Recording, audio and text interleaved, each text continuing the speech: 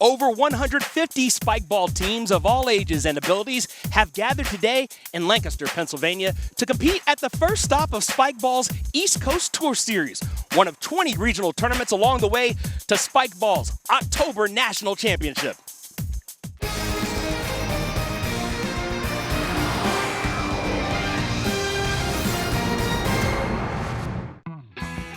Welcome to Lancaster, Pennsylvania for the Spikeball Invitational, presented by Landshark Lager, official beer of Spikeball and Spikeballers everywhere. Marshall Harris here alongside two-time national round net champion Sean Boyer. We are so excited to see some of the best men's, women's, and co-ed teams today set, serve, and spike their way through today's tournament. Yeah, absolutely. We got teams from all over the country competing today, and it's been quite some time since I competed. I think the sport's evolved a little bit since then, so I'm stoked to see what level of play these athletes bring. The evolution continues, but the basics remain the same. To take us through that, here's Sean.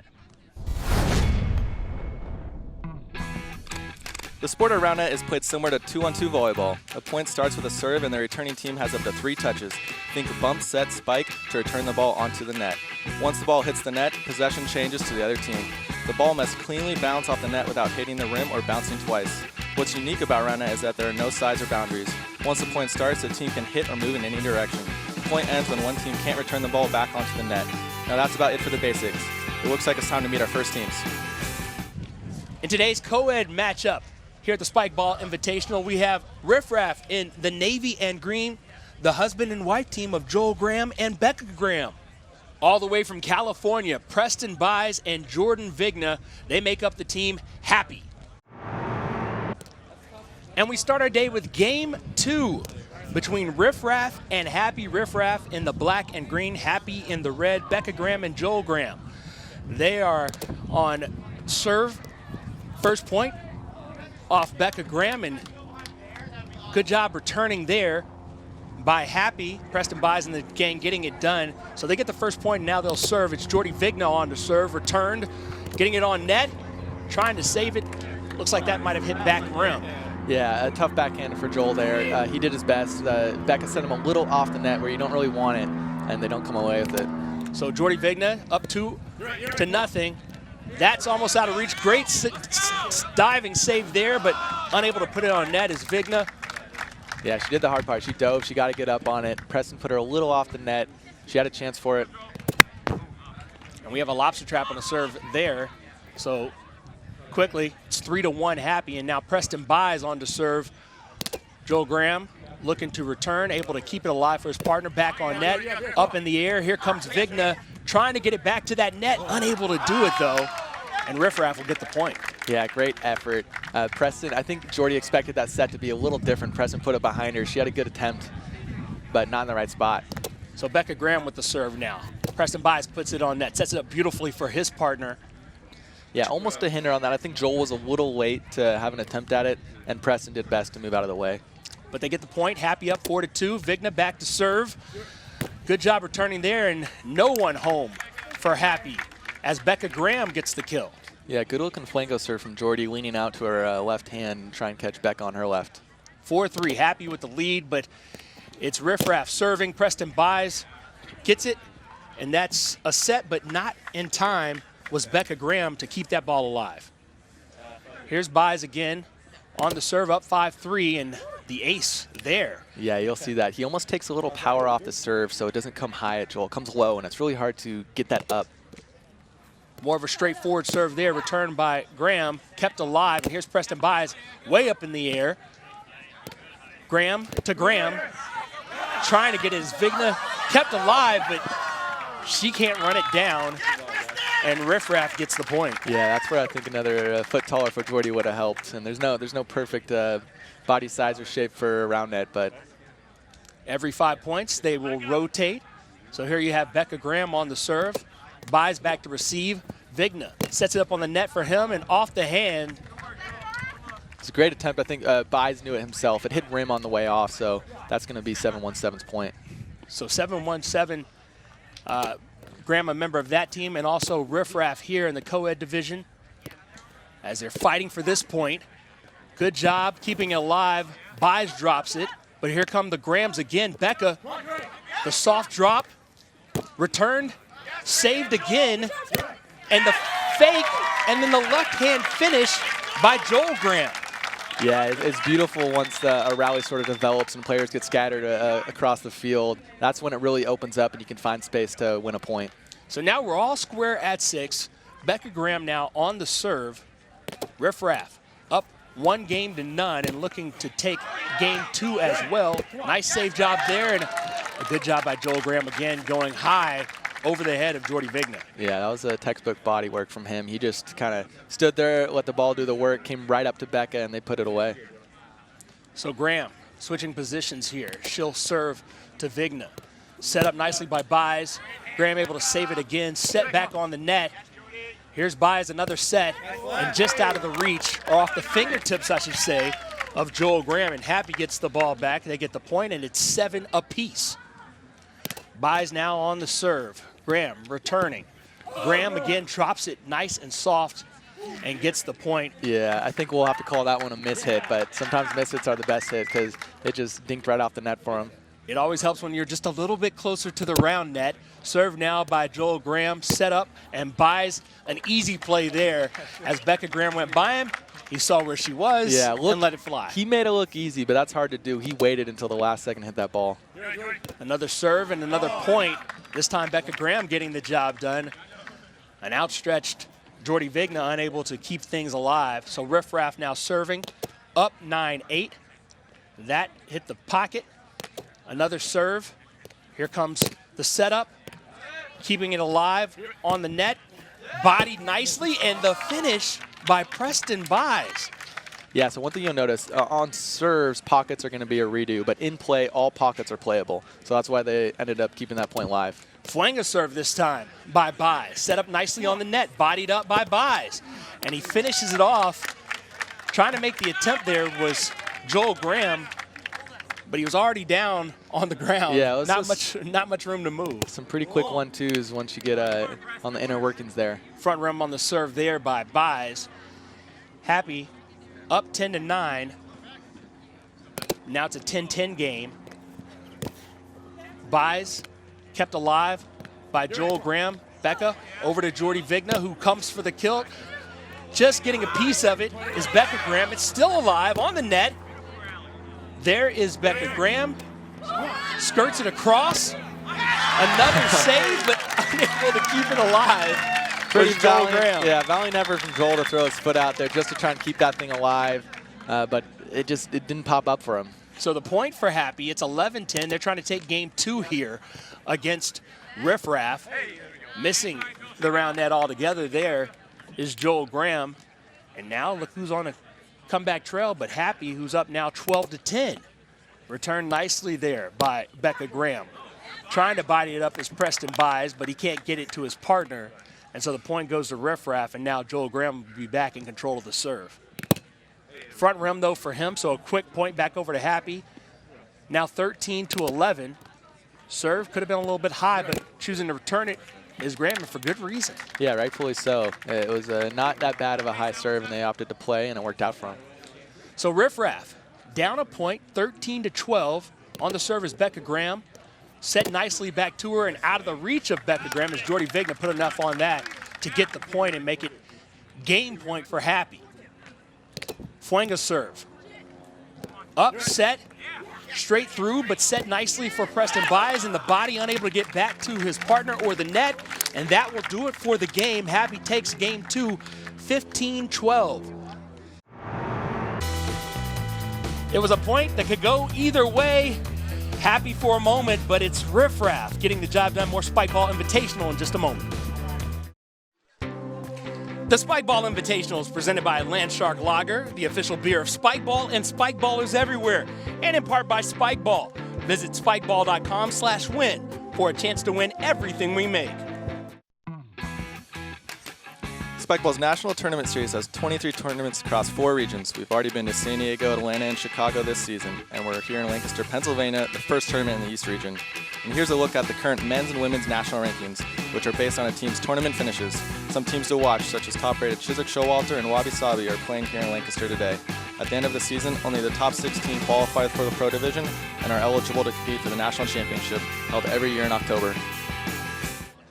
Making it to the women's semifinal, number 1, Jordan Vigna and Sarah Zook. They make up Easy Pass. It's all in the name for Chris 2.0. Krista Schrock and Kristen Troyer are ready for the semis. Both teams on the race to 15 here in the third, and winner take all set to get a trip to the finals. And there's a nice left-handed finish by one Sarah Zook. Yeah, they're pumped about that. That was some textbook round net right there. Jordy did a good setup, and they finished that. 8-6, Easy Pass with the lead and the serve. Returned nicely by Schrock, who sends it out in no man's land as Vigna cannot chase it down. So Chris 2.0 getting the point right back, and now Kristen Troyer looking to break on this serve so that her team can pull back even. Back to return, Vigna able to do so. And then the nice soft off the net, and really nothing you can do with that if you're going to hit it that low off the net. It was a great hit. It's what I'm talking about that with that gap though on defense. They're almost handing it to her, and they need to start closing it to make Jordy work harder. There you have Jordy hit pocket on the serve. Jordy this time gets it up, and that's another ace. And Jordy Vigna's serves, those aces on server, the difference so far is her team up by 3 points. Schrock makes it happen, and I don't know if there was net contact or not. I think it actually hit Schrock's hand on the way off the net, which is no good. It would be considered a double touch. So the double touch really costly there. Easy Pass, though, gives them a point right back with the rim on that particular serve. And here comes Schrock and company. Sarah Zook able to get it up, the bump, the spike, and then she goes for the tweener. I think she was trying to get some style points on that one. The style points don't come through, and neither does the point. As Chris 2.0 will take the point, cut it to 11-9, and Schrock will see if she can do it again. The set again, and that time bodied up, but no one home for Krista Schrock to get it to. Decent body from Schrock there. Troyer was making a long run, and I think if Schrock hadn't been in the way, Troyer might have been there. Sarah Zook gives it right up with the air ball over the net there on the serve. So now in need of a break desperately. Kristen Troyer and company. That stays up. It's playable. Schrock off the front of the rim on a point that had gone their way and was badly needed. Now Easy Pass just 2 points away from advancing to the final with Jordy Vigna back to serve on Krista Schrock. She misses everything, however, and so that's a point for Chris 2.0, but they're still going to have to get a couple of break points. Yeah, and they need to win a couple back here if they want a shot at taking this game home. Vigna kept alive. Schrock gets back up, but instead of setting it up to Schrock, Troyer tried to go for the kill, and she can't get it on net. And now we are looking at a match point for Easy Pass.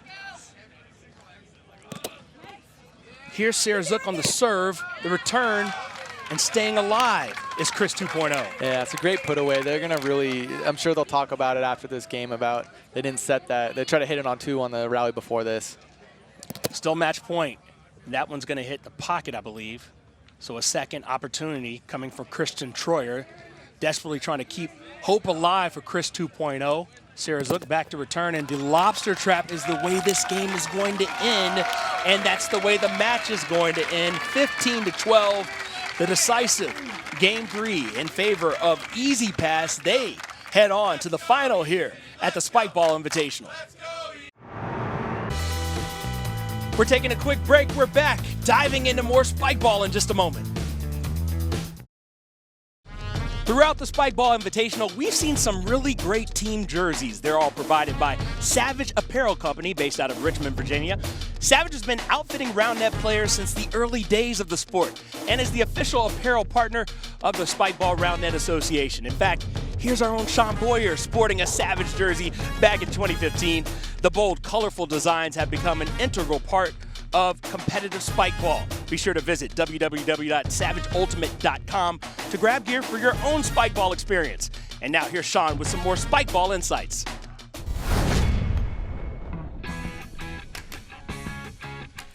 A lobster trap is a serve that misses low and gets trapped underneath the net. A pocket is when the ball takes an unexpected bounce after legally bouncing right next to the rim. A tweener is when somebody spikes the ball between their legs. A hinder is when a defensive player illegally gets in the way of an offensive player. And finally, a flango is a serve where you lean and spike the ball from the opposite side of your serving hand. That's just a few of some of the most frequent terms you might be hearing today. In the men's semifinals, we have Joel Graham and Caleb Heck. They make up the 7-1-7. The defending national champions in today's semifinals, Tyler Chiswick, Peter John Showalter, make up Chiswick Showalter. Game 2 of the men's semifinal, Chiswick Showalter going up against 7-1-7, and on to serve is Caleb Heck to get it started, but he front rims it immediately. So now PJ Showalter will have the ball in his hands with Heck back to receive. Able to get a hand on it, saved nicely, but good job going the other way, and looks like that's another point for Chiswick Showalter. Almost a really lucky thigh hit from Caleb on that, back onto the net, but I think it hit twice. Front rim there from PJ Showalter. And Showalter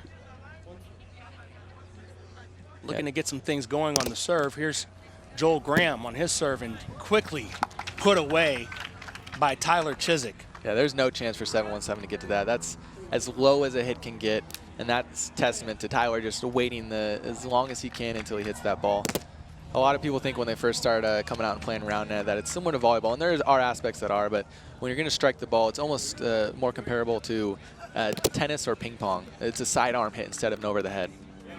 A couple of a rim and then a high serve, second serve here, and another high serve. So another point goes to Chiswick Showalter, and back over to PJ Showalter. Dedicated, gives you a little flango action. Little flango, but I think he found the pocket on that, so they'll be going to a second serve. More traditional here. Hits the pocket again, so that's a double fault.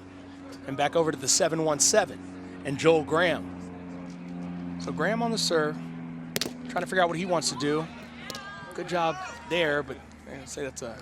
It was a rim off the bat, so although Tyler was going to play it out just to be safe, looks like observers are actually getting called into it. Don't know if the players agree on the call, so we'll have to go to observers to make a decision whether it was rim or not. So if it's pocket, it's another chance at it. If it's a rim, it's a point. Having a lengthy discussion here about that. And, you know, dedication out here because PJ Showalter actually skipped graduation to be here today as part of the Spikeball Invitational. Yeah, and as a defending national champion, you can't really opt out of many tournaments, but still, graduation's a big deal. Glad to see him out here. So the point goes to 7-1-7, the serve there, and just a nice job by Tyler Chiswick. And he's come and made it look so easy with the finishing moves throughout this one. Yeah, he's using all 360 degrees to find a place where the defense is, and that's what you want to do. That's what these top teams are doing. And there, simple as 1-2-3 for 7-1-7 to get a point back. As they're keeping things tight here in the early going of game 2, down 1-0 to Chiswick Showalter. Going for the soft hit there. I liked the switch up. We haven't seen many soft out of Caleb, and I think he had a PJ beat. Although PJ is a pretty long dude, it would have been hard. Still, they need to do something to work their serves and try and get them on. Oh, great defense there. And it'll be interesting to see what the call is, because I think he's going to say double hit is what PJ Showalter's thinking.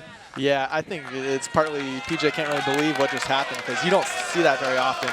Joel got a little lucky. It came off his body, back onto the net, and cleanly off. No luck there as he hits front rim. Goes back over to Chiswick Showalter. So here's Tyler Chiswick serving. And Joel Graham, who's ready to receive. And that's a high. So we'll do it all over again. That's in play and not returned. The ace. So now Caleb Heck will take his chance against Chiswick. Up, nice return. The set is there. The body was there, but could not get it back on net. Yeah, sometimes you'll see these players, they'll throw their body out in front of the net. It's basically saying, I know I have no chance to run this down, so I'm going to do my best to hope for a lucky deflection or something along those lines. Pocket there on that serve, a little high. So Heck has another chance. And he doubles. Another high serve. So back over to PJ Showalter. Yeah, it's been pretty back and forth with the serving. Misses here and there. They've been wrangling the returns pretty well. Nice finish there by Graham. I think if a team wants to pull through out of this deadlock, they're going to have to start getting their serves on and maybe get a few aces in there. The set here by PJ, and Easy does it as he just lays that one right out where no one is. Yeah, that's what we call the bowling shot. It's a very similar form to where he just pushes out away from his body. So Chiswick now on the serve. Returned and put on net and front rim, and that's one that they're going to wish they had back. Absolutely. Caleb, he has to hit that. It was a good set from Joel right over the net, and I think he choked himself up a little bit. Front rim there as they try to go soft, did Tyler Chiswick. 11-9 now. Chiswick Showalter up by 2. The 7-1-7 is serving with Caleb Heck. And there's another kill, PJ Showalter. And they're making it look pretty easy here. Yeah, he's pretty well known for that type of shot. It's this backhand that's just a flick of the wrist and comes off the net so fast. Here's the return on the Showalter serve. I would say that's a point they should not have won based on the quality of that serve, but Caleb Heck does a real good job to get it up. Joel follows suit, and they put that one away. So they're going to need a break point or two here to make it happen. That's return. Showalter set up, and looks like that's going to be a pocket. I think he actually caught rim. It was a little bit of a thump off the near side. So the rim makes it 13-10, and now Chiswick is serving. He hits front rim, so it's going back over to the 7-1-7.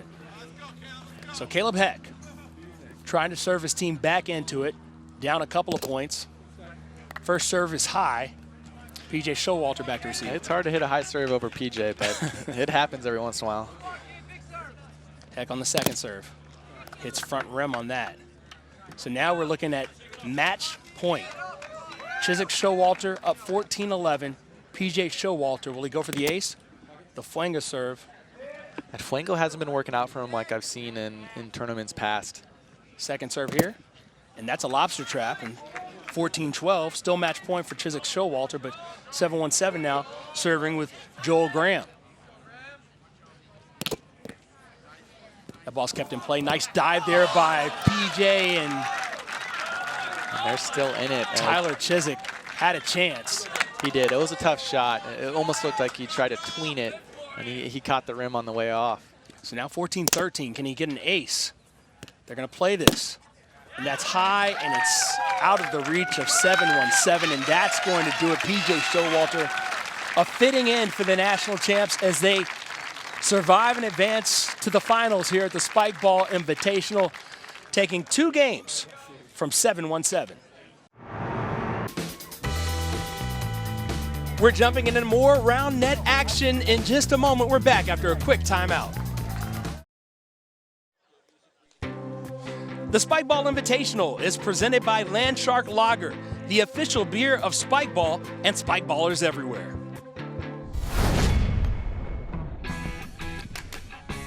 The server starts directly across from the serve returner and at least 6 feet away from the net. The server is allowed 1 pivot step, which he or she can take in any direction, so long as they're still contacting the ball at least 6 feet away from the net. Once the serve hits the net, the returning team has up to 3 touches to return the ball onto the net, and they can hit in any direction.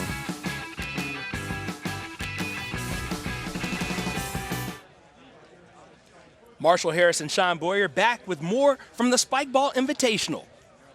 In the women's semifinal, we have Ogres Heroes, Allie Kaufman and Becca Graham teaming up. Hailing from Quebec, Canada, Nancy Gajon and Marie E. Bergeron. Yeah, their experience just playing tournaments in these pressure situations is really shining through right now, getting these aces right here when they need them most. Bergeron. A good finish. You can see Allie, she's throwing her hands up. She doesn't feel like she could have had any shot at that, which is probably the case. It was a good hit. So now it's just trying to wait it out, making the most of the return game, and that one misses the mark completely from Gajon. So now we'll see if Ogres Heroes can get this on net. Nice return there. And then she sees it clearly, Gajon does, where the player placement is, and if you leave it over the net for her, she can go a full 180 degrees in range with her hit. Yeah, what Gertha is proving is that they're really good at reading where the defense is and finding the space to hit it. Much needed return there for Becca Graham. Yeah, Ogres Heroes are going to need a pull a point out here if they want any shot at taking this, because we're going to have a hard cap at 15. It is a hard cap at 15 in this Spikeball Invitational tournament. That pocket was hit right there. Yeah, we did see that underhand serve work for Allie in an earlier match, and it was a pretty good serve. Didn't work out for her there, though. Double pockets there, and that's going to give a point to Lagertha. We'll see what Nancy Gajan can do with it. Front rim, not much doing there. It's back over to Becca Graham, who will have a chance. And Gajan will see if she can return it. Going to have to be very aggressive with the serve at some point. And here we've got a good setup and a nice light hit off the hand of Gajan. And just a lot of finesse going on with Lagertha in this game. Yeah, I'll be curious to see what the players do heading into the tail end of this match as far as serving is concerned. Are they going to take a little off to ensure they get it on, or are they going to keep bringing the heat? Marie-Eve Bergeron here. That ball's returned. Out of the reach of a diving Nancy Gajan. Yeah, I thought Gajan was going to be able to get a hand on that, but Allie did a good job of putting it just out of reach. So we are going neck and neck, wire to wire drama here. Front rim there, though, by Kaufman gives a point back to Lagertha, and not even having a chance to see if you can play it out. Gajan back in control, back to receive is Becca Graham. That's a high serve, so she'll have another opportunity. Lagertha up 12-11. Looking for a break point here. Another high serve, however, and it's going to go back to Ogres Heroes as a 12-12 game. Yeah, double fault there. Let's see if we can find a big ace for Ogres Heroes. They really need this right now. Graham. Ball is returned. It's on net. And see contact with the net. I see the net bent a little bit. I think the observer's going to have to talk here. Yeah, I have a feeling the observer's going to make a decision here. So what they're talking about is on the hit, it looked like it might have doubled, but also Becca's defense getting down on her knees to try and body it up might have affected the play. So I'll be curious what the observers call. And it looks like they are going to award the point to Ogres Heroes, which is huge. So Ogres Heroes gets a crucial 13th point. Remember, first to 15 straight up wins. And here's a back rim hit for Becca Graham. Well, Gertha need a defensive stand here if they want any chance at winning this. Setting it up. Over the net and into the wilderness goes Becca Graham. A huge 14th point, and now you're looking at game point with Ogres Heroes serving in the form of Allie Kaufman. Set up on the net, it hits twice. They'll talk it over. Is it match point for Ogres Heroes? Yeah, it looked like Becca on her defensive attempt touched the net, and that is never allowed unless the play is dead. So it will actually be awarded to Lagertha and his 14-14 game point. All right, so Nancy Gajan serving. Both teams with match point. Return over the net. It's returned again. Good save there, but missing is Marie-Eve Bergeron, and that will do it.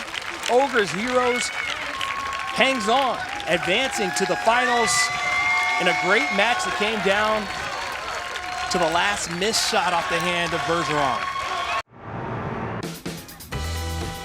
The round net is a hit in Lancaster. We're back with more Spikeball in a moment. Welcome back to the Spikeball Invitational presented by Landshark Lager.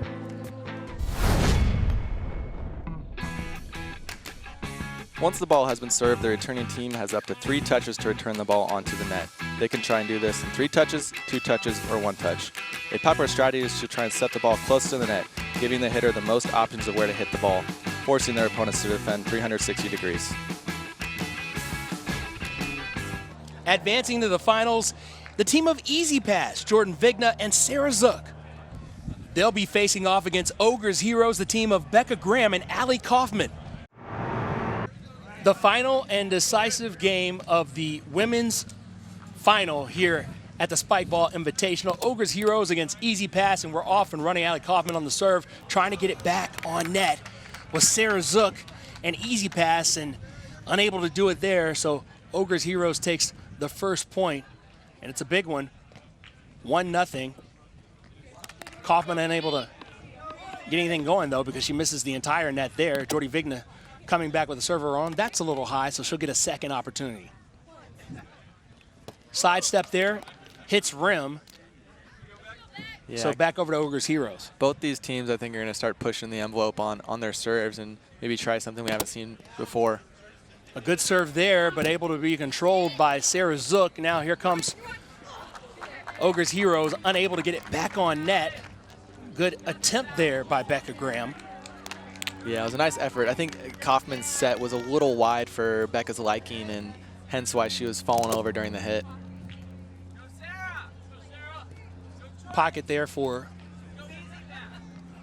Sarah Zook on that serve. She gets another opportunity, but it goes high. So another point for Ogres Heroes. And Allie Kaufman back to serve now. Jordy Vigna set to receive. Be interested to see what approach they have with the serves. That's pretty straightforward right there, trying to get it done. And a good job by Easy Pass to get the point. Yeah, Kaufman does well to try and do some defense up close there, but it looked like Graham was doing a wider route and probably wouldn't even been there if she got the up. Wagner serve return there, but another return not successful by Vigna as Ogres Heroes gets the point. And now it's Becca Graham back to serve. Sarah Zook looking to receive. She's able to do it, get it up, but a nice save there by Kaufman, but Graham can't get it back to her in time. And Easy Pass will take the point. Just a little too far for Kaufman, and they're normally on the same page. You don't typically see that. They actually played 3 of the same sports together in high school growing up, so they know each other pretty well in the ins and outs of their play style. Back rim there on the Zook serve, so now back into the hands of Kaufman. Allie Kaufman serving to Jordy Vigna.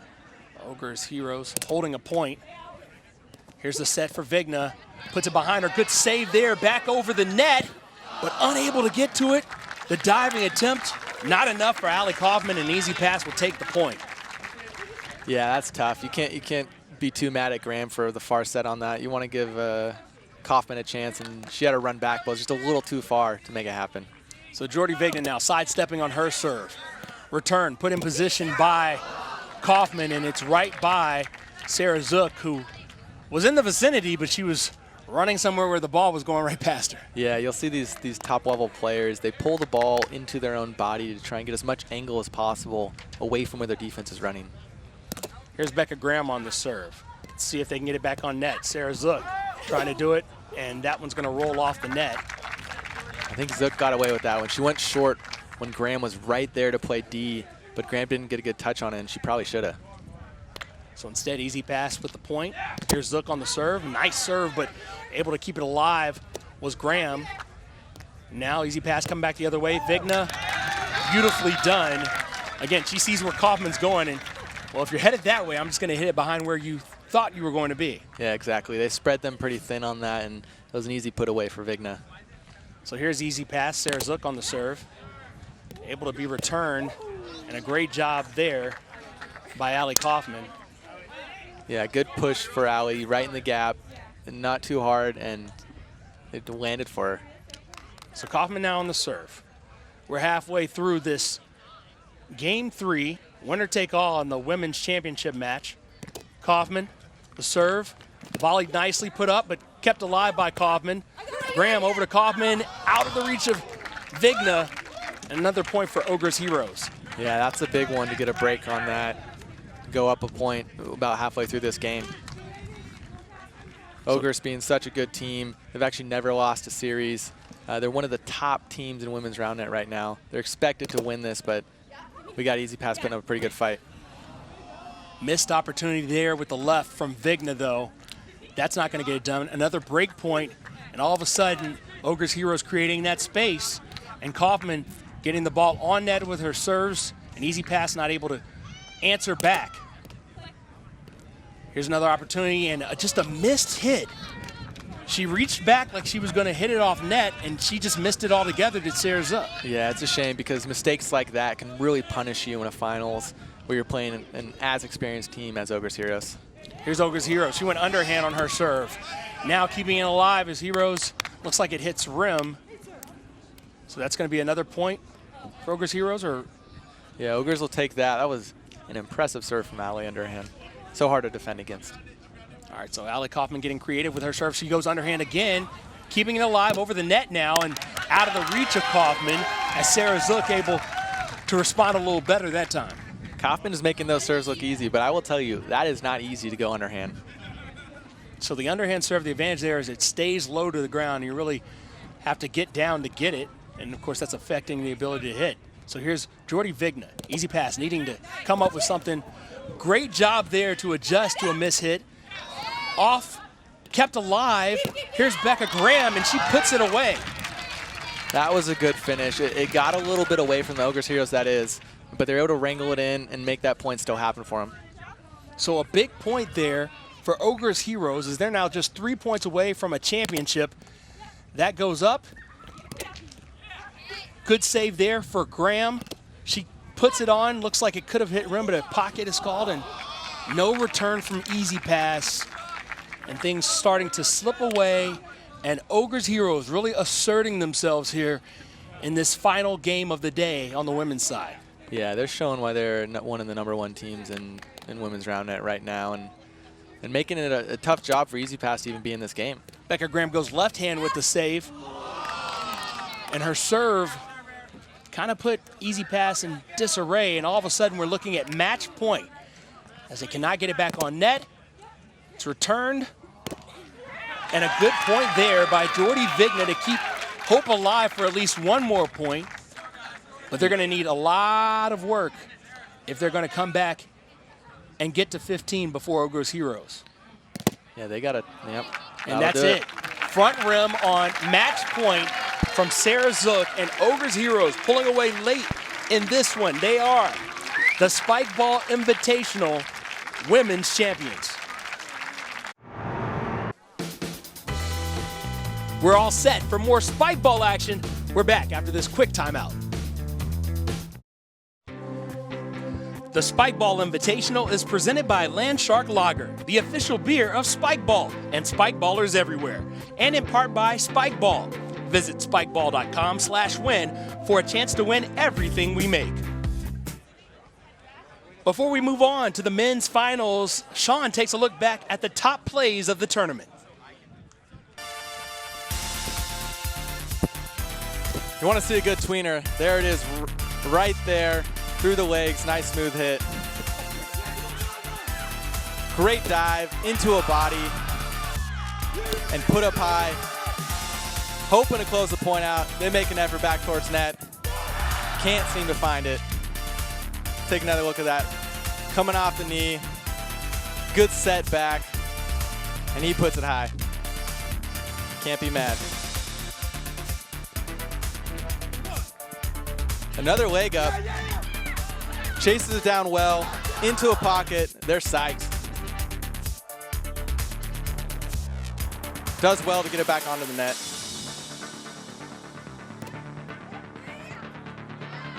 Jumping onto her own teammate. Get the ball back onto the net. Do what you got to do to get the ball.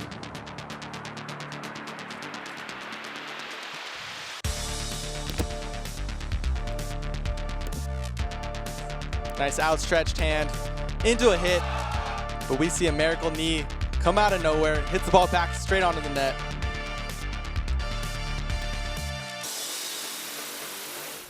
Moving on to the finals in the Premier Division, the team of Wabi Sabi, Jared Rouse, and Preston Bias.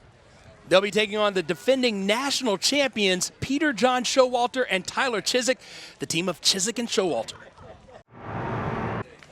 Game 2 of the Premier Final, Wabi Sabi going up against the defending national champions, Chiswick Showalter. It'll be Preston Bias to serve for Wabi Sabi to start off Game 2.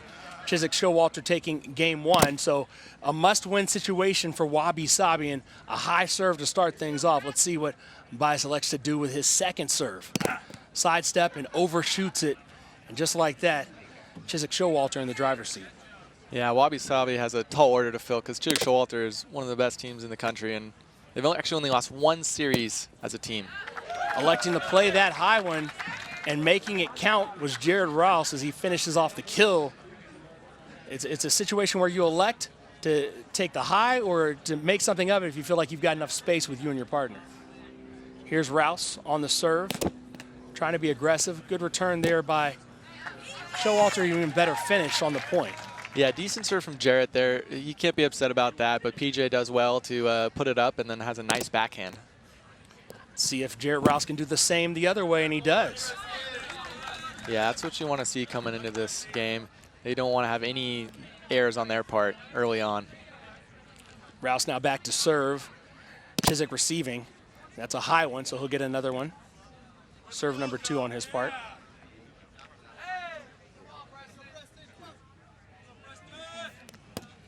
Preston is known for his antics. So Preston Bice tried to go soft there, but hits rim instead. So back over to Chiswick Showalter, and here's PJ. Bodied up nicely there by Rouse, and Rouse with the finishing move. Yeah, great put from Rouse. He saw that Tyler was a little late to that and just kept sending it wide, open his body up. So Rouse looking to create a break point here. The setup to PJ Showalter, and he goes with the tweener. Classic move and classically pulled off there. Yeah, he made that look real classy. Didn't even have to jump. His legs are so tall, he just stands over the net, hits between his legs, and that's hard to defend. Here's Chiswick on the serve. Rouse putting it away. I thought PJ was going to have a play on that. He was in the right spot. If he had put his hand out, he might have been able to touch something. So far, Wabi Sabi keeping pace with Chiswick Showalter after dropping the first game 15-10. Here's Preston Bice. What will he do with this serve? Looks like he might go left instead. He front rims it, and the point goes to Chiswick Showalter. Yeah, getting a little tricky, maybe a little too tricky for his own good. Catching the rim on that one. Soft hit there by PJ Showalter, and it looks like it may have hit front rim on that. So point goes to Rouse and company, and here's Rouse on the serve. It's a high one.